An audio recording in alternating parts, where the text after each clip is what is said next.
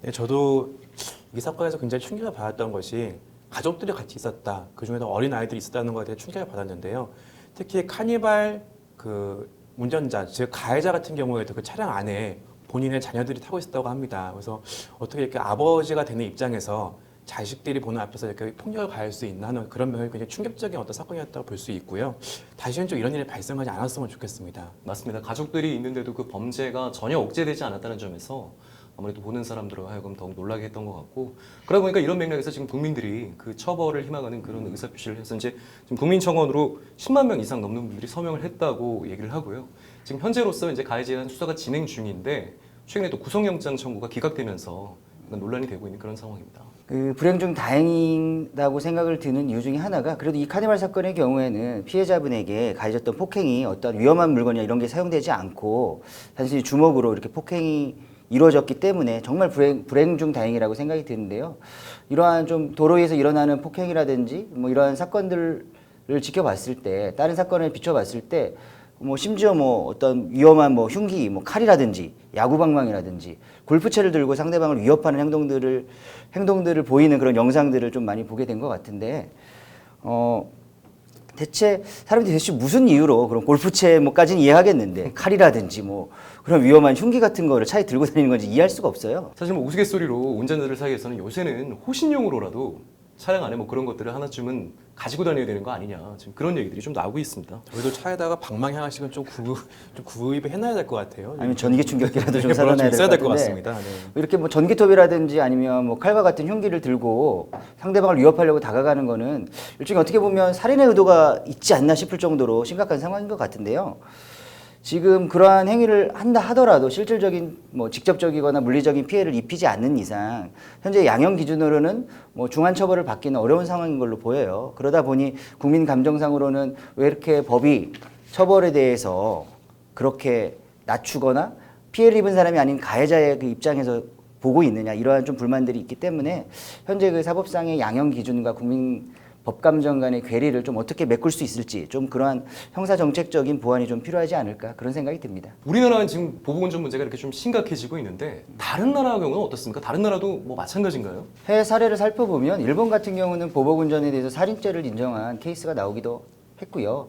미국에서는 최대 15년에서 또 최대 1만 달러 이하의 벌금형에 처하기도 한다고 합니다. 그러니까 15년 이하의 징역형이나 1만 달러 이하의 벌금형을 처하기도 하고, 캐나다 같은 경우는 차량 자체를 몰수하는 경우도 있고요. 뭐 그 외 나라에서는 위협 행위를 한 것만으로도 처벌을 하는 그렇게 사례가 있다고 하네요. 남 변호사님 말씀을 들어보니까 우리나라가 다른 나라에 비해서 좀 처벌이 약한 것이 아닌가 싶기도 하고, 최근에 특히 우리나라의 분노 조절 장애라고 해서 자신의 화를 못 이기고 화가 났다가 주변의 사람을 폭행을 하거나 뭐 집기들을 파손하거나 하는 그런 사건들이 많이 발생을 하고 있는데요. 그런 측면에서 우리나라도 하루빨리 좀 어떤 처벌 수위가 좀 강화돼야 되는 것이 아닌가 하는 생각이 듭니다. 장 변호사님께서 말씀하신 것처럼 이게 분노 조절 장애라고 하는데, 이 분노 조절 장애라고 인정이 되거나 뭐 그렇게 보려면 상대를 가리지 않고 어떻게 보면 그러한 행위들이 나타나야 되는데, 좀 사회적으로 문제가 되는 사건들을 보면 대부분 본인보다 약한 상대를 향해서 그런 분노를 표출하기 때문에 이 분노 조절 장애가 선택적으로 나타나느냐, 뭐 이러한 비판 섞인 목소리도 나오고 있고요. 심지어 이러한 뭐 그런 분노 조절 장애 내지는 분노를 주체하지 못하는 분들이 도로에 많다 보니 그러한 보복운전이라든지 난폭운전을 방어하기 위해서 문신이 그려져 있는 토시를 착용하려고 그걸 구매하는 분도 있고 그걸 판매하는 분도 있다고 하더라고요. 참 웃지 못할 이야기인 것 같아요. 네, 그래서 뭐 그런 사태를 풍자해서 분노 조절 잘했다라고 뭐 얘기하기도 하는데, 지금 제가 이제 그 한번 보니까 보복운전 관련해서 통계를 한번 보니까 보복운전이 발생하는 원인 1위는 차선 변경으로 인한 시비라고 하네요. 뭐 다들 겪어보셨겠습니다만은 네. 아무래도 차선 변경이 이제 사고 위험성도 높고 하다 보니까 차선 변경으로 인한 시비가 1위고 한 50% 정도 원인이 되고 있네요. 그리고 이제 그 다음으로는 경적 및 상향 등 사용으로 인한 시비, 뭐 이런 것들이 주 원인이 되고 있습니다.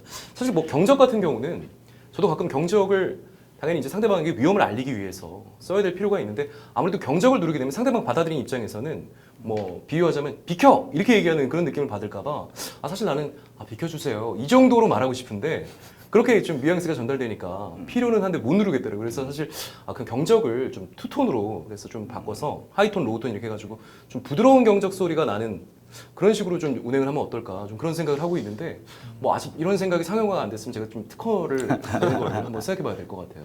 그래서 실제로는 운전할 때 이제 짧게 누르면 이제 그게 이제 약간 주의를 주는. 주의를 주는 정도. 길게 누르면 비켜 하고 피는 정도 이렇게 좀 실제로 많이들 사용하고 계시는 것 같아요. 경적 말씀을 하시니까 제가 해외에서 뭐 운전 경력이 많지는 않지만 해외에서 잠시나마 이렇게 운전을 하다 보면 우리나라와 가장 큰 차이 중에 하나가 경적을 누르는 횟수라든지 그런 경적을 누르는 그 데시벨이라고 해야 되나요? 그 누르는 뭐 타이밍이라든지 이런 게 굉장히 다르고 될 수 있으면 경적을 누르지 않는 분위기인 것 같아요. 대부분 경적을 누르는 경우에는 상대방이 위험을 주의시키거나 이럴 경우에 누르지 우리처럼 뭔가 나의 화를 표출하는 방법으로 누르지는 않는 것 같은데 좀 그거 역시 문화적인 뭐 차이라든지 아직까지 교통 문화가 우리가 조금 덜 성숙한 부분이 바로 거기에서 있는 것 같은데 그런 문화적인 발전뿐만 아니라 이 변호사님 말씀하신 것처럼 데시벨을 조정하거나 아니면 볼륨을 뭐 낮출 수 있는 방법을 찾거나 아니면 그 경적의 종류 자체를 바꿔서 누를 수 있게 차량에 장치를 설치하면 좀 더 그 상대방이 느낄 때 편안한 내지는 나에게 주의를 주고 있구나 이런 느낌을 받지 않을까 그렇게 생각이 드네요. 네, 변호사님 말씀 잘 들어봤습니다. 요즘에는 난폭 운전하는 사람들을 보면 내가 피하게 되지 사실 뭐 뭐라고 말하는 게 조심스러울 수밖에 없더라고요. 서로 그냥 조심하는 방법밖에 없는 것 같습니다. 다들 도로 위에서는 안전운전하도록 해야 될 것 같습니다. 지금까지 보복 운전에 대해서 알아본 카스타그램이었습니다.